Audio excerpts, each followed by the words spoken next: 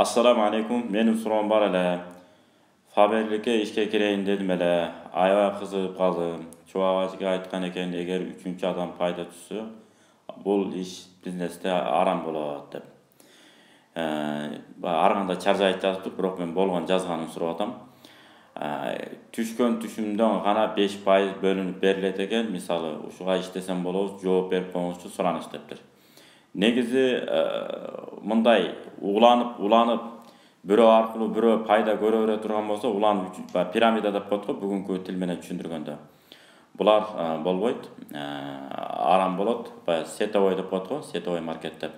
Бул болбойт. Түздөн түз өзүңүз клиент тартып келип, айталы бирөө жалаң эт сатат, же болбосо бир свет электрик зымдарын сатат, үйдүн эмеректерин колдонгон баягы кадимки проводдорду. Айталы сизге айтып бир клиент таап келиңиз, сизге 2% же 3%ын берип турам десе, ал болот адал. Анан сиз бирөөлөр жөнөтөсүз, алар таап келсе, алардан да алып, андан кийинкилер таап келсе, андан да сиз пайда алып. Кыскасы 10 адамга чейин алар адам таап келсе деле сиз эчтеке кылбай эле бул жакта отуруп алып пайда ала берем десеңиз, бул арам болот. Эч кандай мээнет кылбай,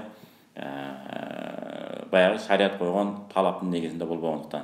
Анткени соода негизи алдым, бердим менен соода бүтөт өзү. Анан битароодин эки жактын ыраазылыгы менен. Эки адамдын ортосунда боло турган нерсе. Анан ортодо өкүл, далдалчы деген маселе бар. Ал ошондо жана мээнетине жараша акы төлөп берүү. Мына ушу менен адал болот.